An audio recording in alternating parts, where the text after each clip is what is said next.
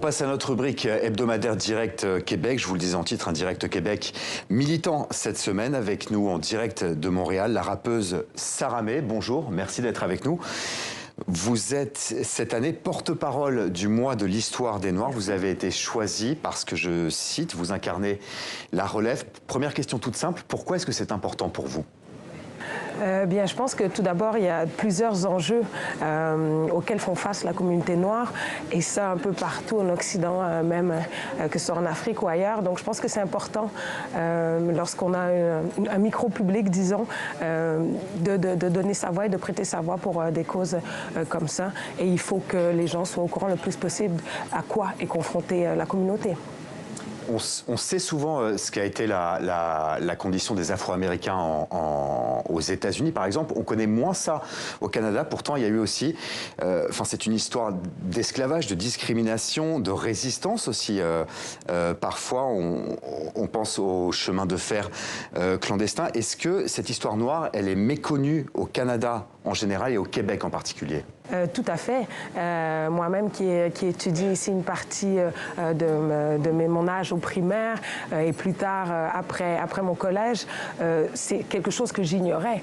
Et c'est un de mes collègues rappeurs, Webster, qui est également historien, qui a commencé à faire des conférences et parler des Noirs au Québec. Et c'est là que moi-même, ça m'a ouvert les yeux. Et je pense que beaucoup de Québécois et Québécoises ne connaissent pas toute l'histoire du Québec à ce niveau-là. Pour la question suivante, Saramé, je voudrais me faire l'avocat du diable et vous faire écouter une opinion, c'est celle de Kingasia. Elle est youtubeuse, elle se définit comme afro-canadienne. Et le mois de l'histoire des Noirs, elle est contre. Je vous propose de l'écouter. J'ai décidé de faire une vidéo pour vous expliquer la raison pour laquelle, ou les raisons pour lesquelles je déteste le mois de l'histoire des Noirs. Je trouve ça exaspérant. Je trouve ça exaspérant qu'on prenne juste 28 jours de 365 jours pour éduquer les élèves de l'histoire des Noirs. Moi, je trouve que ce serait mieux si on intégrait l'histoire des Noirs dans le programme d'histoire. On ne devrait pas avoir un mois de l'histoire des Noirs, on devrait juste être dans les histoires. C'est exaspérant, c'est une manière de ghettoiser, dit-elle. Qu'est-ce que vous répondez à ça ? Je comprends un peu ce qu'elle veut dire. C'est sûr que moi-même, j'aimerais beaucoup que l'histoire des Noirs soit plus présente, soit juste présente dans les livres d'histoire québécois. Je pense que c'est pas aussi simple que ça, parce que clairement, ce n'est pas encore le cas. Donc, il y a un discours qu'il y a, mais qu'il n'y a pas eu d'action derrière. Je pense que beaucoup de gens questionne le mois de l'histoire des Noirs. Moi, je pense que c'est un bon moment pour tous, et moi, je m'inclus là-dedans pour me replonger, pour connaître des choses, pour apprendre des choses, parce que c'est pas parce qu'on a la peau noire qu'on connaît son histoire, qu'on connaît... voilà, il y a beaucoup de choses à apprendre encore, et si ça peut être plus comme moi, et si ça peut être inclus dans la société, dans les médias, dans les livres d'histoire, c'est le but. Je pense que c'est le but.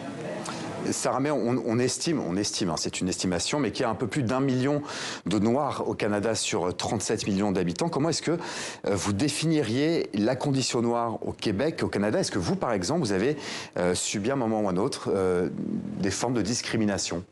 Mais je pense que, oui, moi j'en ai subi,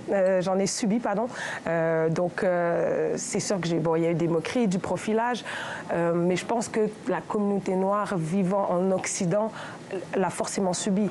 Toute communauté qui n'est pas dans son territoire, entre guillemets, d'origine peut le subir.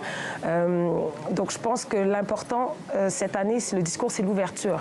Le slogan de cette année, c'est ici et maintenant, c'est la jeunesse, c'est la relève, et c'est les jeunes qui font les mouvements aujourd'hui. On peut le voir dans l'environnement, au niveau social, en politique. Et je pense que les jeunes noirs, québécois, canadiens ont beaucoup à donner. Il y a énormément de talent. Et c'est important de les mettre en lumière et aussi de connaître son histoire en amont. De manière assez brève, s'il vous plaît, vous avez insisté sur la jeunesse. Est-ce que c'est une manière justement de faire avancer les choses différemment? Qu'est-ce que vous pouvez apporter précisément qu'on n'apportait pas de manière plus classique? Je pense que j'ai pu apporter peut-être une petite touche d'espoir avec la musique et le fait d'être médiatisé. Je pense qu'on n'a pas eu de femmes rappeuses, en tout cas ici, de femmes noires rappeuses, d'autant plus qui a un petit peu d'exposition médiatique. Donc moi, c'est la motivation. Moi, souvent dans mes concerts, j'ai des jeunes qui viennent me voir, ça les motive parce qu'ils se voient peut-être en moi, et bon, très humblement, ça me touche, et je pense que je vais essayer de faire ma part, mais toujours dans un discours d'ouverture et d'inclusion. C'est très inclusif, le mois d'Histoire des Noirs. C'est pas du tout pour mettre de côté une communauté. Au contraire, c'est pour que tous les Québécois qui viennent de multiples origines et très diversifiées se mettent ensemble et apprennent à se connaître. Je crois que si on ne connaît pas l'autre, on reste dans l'inconnu. C'est ça qui crée des tensions. Merci Sarah May d'avoir été en direct avec nous. Je rappelle que vous êtes rappeuse et donc aussi militante, même si certains ne le savaient peut-être pas. Et vous êtes donc la porte-parole du mois de l'histoire des Noirs au Canada. Merci encore d'avoir été avec nous.